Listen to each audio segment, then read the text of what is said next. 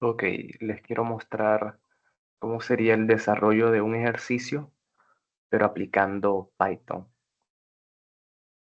como para que vean lo que les he tratado de decir, porque yo les he hablado mucho sobre esto, pero no les he mostrado casi que nada, entonces quiero que lo vean.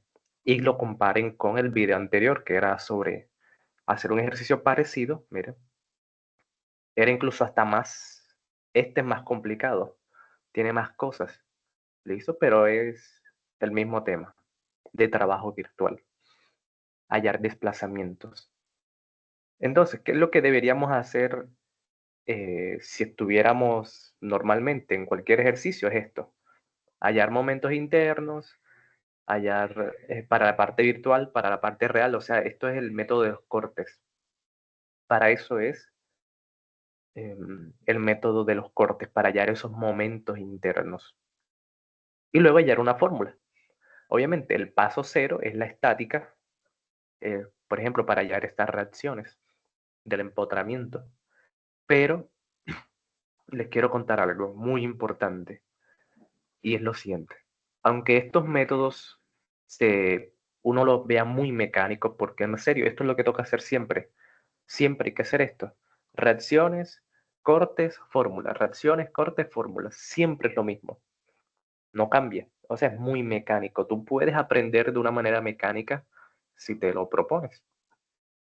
Si decides hacerlo. Y sí, puede que te vaya bien. Pero hay que evitarlo, ¿ok? Hay que evitar eso. Hay que evitar ser muy mecánicos hasta el punto de ser un robot que no piensa, porque eso te puede ahorrar mucho tiempo. Si tú entiendes la esencia de las cosas, si piensas antes de actuar, te puedes ahorrar mucho tiempo. Por ejemplo, aquí, fíjense que hay una sola sección, ¿ok? Hay una sola sección. Entonces, yo puedo escoger de qué lado empiezo a hacer el corte, si de izquierda a derecha o de derecha a izquierda. Eso lo puedo definir yo. Entonces, ¿qué es lo que haría alguien que estudió de manera mecánica? Pues no, siempre de izquierda a derecha, empezando desde aquí, desde A. Entonces, si empiezo desde A, tengo que hallar las reacciones, obligatoriamente. Pero si uno piensa con más calma, uno se da cuenta que si empiezo desde B, me ahorro allá las reacciones, porque del lado de B, si yo hago el corte y me quedo con el lado derecho en B, no tengo reacciones. Pero si hago el corte y me quedo con la parte izquierda, o sea, donde está A, me toca hallar reacciones de esta manera. Miren. Entonces, si ven, aquí hice los cortes. Fíjense, este es el método que les había enseñado en el video pasado. Pongo líneas guías al inicio y al final, ¿sí? Y decido en dónde hago el corte. Bueno, el corte lo hago en cualquier parte de la viga, ¿ok? En cualquier parte se hace el corte. Ahora, ¿me quedo con la parte izquierda o con la parte derecha del corte? Entonces, si yo me quedo con la parte derecha, no tengo reacciones y me va a dar exactamente la misma respuesta. Solamente que con este método, con este camino, pues me ahorro las reacciones. Entonces, si ven, por eso es que hay que pensarlo un poquito mejor. Esto hay que practicarlo, ¿vale? Esto, saber cuándo me conviene el lado derecho, cuándo me conviene el izquierdo, cuándo se hacen los cortes, en qué parte se hacen los cortes, cuándo sí, cuándo no. Eso hay que practicarlo bien. Y a la medida que la viga se vuelve más larga, hay que hacer más cortes. Pero fíjense que en este caso solamente hay una sección. Entonces, esa sección yo le hago un corte y yo decido si tomo la parte izquierda o la parte derecha. Aquí yo decidí desde B, empezar desde B, porque me ahorro, no tengo que hallar reacciones. De este lado no hay reacciones. Bien. Entonces, fíjense, pongo una carga unitaria en B porque me están pidiendo el desplazamiento en B. Entonces, ahí pongo la carga unitaria. Y del lado real, lo que tengo que hacer es que, fíjense, este corte, la base de la longitud de ese corte es X. En ambos casos, la base es X. Entonces, ¿qué es lo que tengo que hacer? Como tengo cargas distribuidas, aquí viene la parte de estática, la distribuida rectangular la convierto en una puntual. ¿Cómo se hace eso? Hallando el área y el centroide del rectángulo. El área es la magnitud. Fíjense que sería un rectángulo de base X y altura 300, ¿sí? La altura es este 300 que ven aquí. La altura del rectángulo es la cantidad de la distribuida. Entonces sería base por altura, 300x. Y el centroide de un rectángulo es la mitad. Entonces, es fácil, queda fácil, ¿no? Entonces, fíjense que la estática está en todo. La estática, eso sí, no te lo puedes saltar. La estática es fundamental. Entonces, fíjense, ya tengo entonces, ¿qué es lo que tengo que hacer? Tengo que hallar el momento M1 para la virtual y para la real. ¿Listo? Entonces, miren lo que voy a hacer. Imagínense que Python es una calculadora muy potente, ¿vale? Muy, muy potente, así como las que nosotros vemos acá, las que le he mostrado. Sí. Imagínense que Python es esto, una calculadora muy, muy potente. Pero ¿cuál es la diferencia de Python con estas calculadoras y cualquier calculadora potente? Es que yo puedo crear mis botones. Fíjense, aquí tengo un montón de botones, ¿verdad? Aquí hay un montón de opciones, hombre, tiene hasta un teclado. Pero ¿qué tal si hubiera un botón que dijera método de corte o trabajo virtual? O sea, un botón que te permite hacer trabajo virtual así directamente. Bueno, eso es algo que lo puedes hacer, pero en Python, porque esa es la ventaja de usar Python para esto. Tú puedes hacer tus propios botones. Un botón que me calcule esto enseguida. Bueno, aquí lo tengo. Aquí les hice eso. Bien, ¿qué es esto? Esto básicamente es una función. Hice aquí una función que se llama corte. Bien, en esta función, básicamente nosotros ingresamos las fuerzas, ingresamos las distancias y calcula enseguida el desplazamiento. Fíjense, return significa lo que da, el resultado de esta función. Y el resultado va a ser el desplazamiento. Entonces, fíjense, una función en Python es eso, es como tú crear tu propio botón. Un botón que se llame corte, porque se llama método de cortes, ¿listo? Y cuando tú aprietes ese botón, pues te va a dar el resultado que tú quieres, sin que lo tengas que hacer todo manualmente. Bien, entonces, por ejemplo, pues, bueno, tienen que darle, cuando estén usando Google Colab, le dan aquí en correr todo, ¿bien? Antes de correr una sola celda, denle en correr todo, ¿bien? Ahora sí. Entonces, fíjense, fuerzas reales separadas por coma. En este caso, tengo, en la fuerza real, en la parte real, tengo una fuerza de 300x y una de 400, entonces me está pidiendo que ingrese esas fuerzas. Ya, 300 por x, 400. Listo. Esas fuerzas generan un momento negativo, ¿ok? Porque si hacemos el momento respecto al corte, ¿sí? Si tomamos el punto de origen aquí donde esté M1, entonces hay que hacer la regla de la mano derecha para ver hacia dónde va el momento. Entonces, en este caso, ambas son negativas. Entonces, sería menos 300x y menos 400. ¿Bien? Bueno, también aquí también se puede saber que son negativas porque va hacia abajo, pero mejor yo les recomiendo más la regla de la mano derecha, ¿ok? Porque esto no siempre se cumple, de que si van hacia abajo, entonces el momento es negativo. Eso no siempre se cumple, ¿vale? Depende mucho del lado, depende mucho si está a la izquierda o a la derecha. Entonces no les recomiendo que digan, no, si va hacia abajo es negativo, si va hacia arriba es positivo.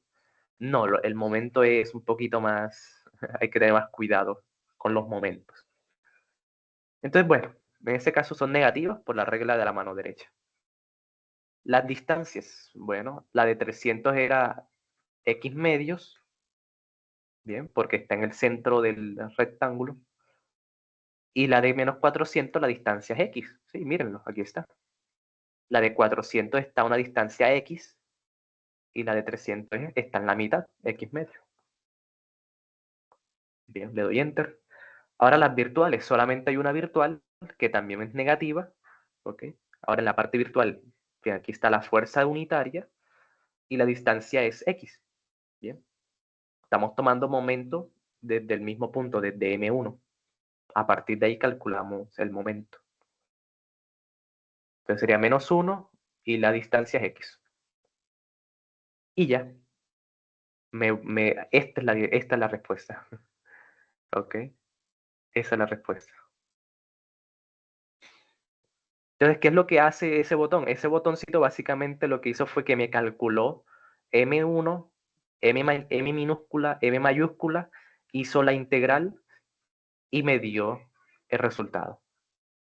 Es todo el tiempo que me ahorré. Bien. Entonces, claro, ¿por qué esto vale la pena? ¿Qué es lo que estoy programando? Básicamente estoy programando lo más tedioso o donde más me puedo equivocar. Listo, entonces imaginemos que que a mí no me fue muy bien de cálculo 2 o no me acuerdo mucho. Bueno, esto te salva el examen. Si haces esto en el examen, así como lo estoy mostrando, te ahorras tener que preocuparte por esto. O sea, te vas a preocupar es por la estática, por poner estas fuerzas bien, por hacer estos dibujitos bien. Por eso es que te vas a preocupar en el examen. ¿Sí? Porque en los códigos no se van a equivocar haciendo la integral, a menos que tú le pongas los datos que no son, los datos incorrectos. Entonces, si ven, imagínense poder hacer eso en el parcial. No, o sea, pero eso es muy directo. El profesor me va a pensar que yo hice eso con ChatGPT. Pero bueno, yo puedo programarlo para que vaya más paso a paso. O sea, yo puedo programar esto para que me vaya diciendo todo paso a paso. Solamente que aquí lo hice rápido, ajá, para mostrarles. Pero yo puedo programar eso. Yo puedo hacer que ese botón que se llama cortes haga lo que yo quiera, lo que yo necesito. Bien. Entonces es por eso que ahí donde yo digo que esta materia se presta mucho para programar. Si no sabes programar, no hay problema. Haces todo esto a mano. Te toca saber integrar. Tienes que hacer estos cortes, los tienes que hacer muy bien. Tienes que hacer las sumatorias de momento aquí. Tienes que hacer otra sumatoria de momento en la parte real. Entonces, claro, y entre más larga sea la viga, pues más trabajo. Entonces, sí, eso es algo que tienen estos exámenes de análisis, de que son muy largos. Y más con Causil. Son exámenes muy largos y donde cualquier error te hace que todo te salga mal. Entonces, si te equivocas en un miserable signo, todo eso te mata, todo eso te hace que te quede mal el ejercicio. Bien. Entonces, sí, por ejemplo, con el profesor Millán es un poco más, pregunta cosas menos locas, pero eso sí, si no te da la respuesta, ya perdiste, 5 o 1. Eso es lo que me contaban mis compañeros. Ganas o pierdes, no hay nada intermedio.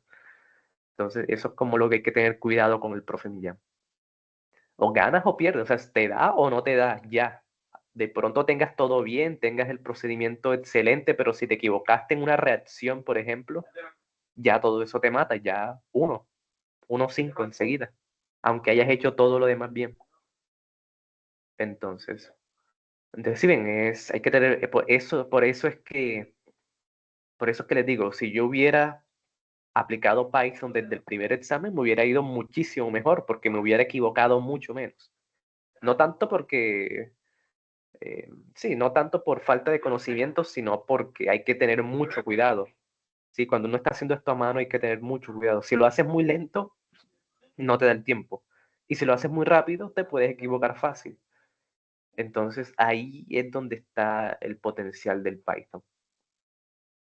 Ahora, otra razón, para tú poder hacer esto, para tú poder programar esto que yo acabo de hacer, tienes que tener un dominio del tema muy grande. O sea, no es como que, bueno, ya el Python lo hace todo. Yo me relajo y el Python hace todo. Pues no, o sea, tú tienes que entender a la perfección estos temas. O sea, debiste hacer ejercicios a mano, debiste practicar una buena cantidad de ejercicios para poder ver los patrones, para poder ver cómo generalizar estos procedimientos de tal manera que el código te sirva para varios problemas o para todos los problemas y no solamente para uno. No solamente te sirve para una cantidad reducida de problemas, ¿sí? Entonces sí ven, esa lógica de programación es lo más difícil y solamente se gana haciendo cosas a mano, practicando primero a mano y después en Python. Entonces sí, pero fíjense, ¿cuánto me demoré? No me demoré nada haciendo esto. Y si yo quisiera que me mostrara más paso a paso, yo lo puedo programar. Entonces sí ven, ese es el poder de Python, poder crear tus propios botones, poder crear tus propias funciones, tus propias herramientas. ¿Listo? Según lo que tú necesites. Si necesitas una calculadora para método de cross, lo haces. Si necesitas para método matricial, haces tu propia calculadora. ¿Sí? Creas tus propias funciones, tus propios botones. ¿Sí? O sea, estás creando tu propia calculadora. Entonces, ese es el poder de Python. Entonces, bueno, espero que les haya gustado y bueno, ojalá se motiven a aprender eso ahora en vacaciones y lleguen con herramientas para el semestre. Nos vemos entonces. Voy a seguir haciendo ejercicios más y más complicados como para que vean el poder de esto.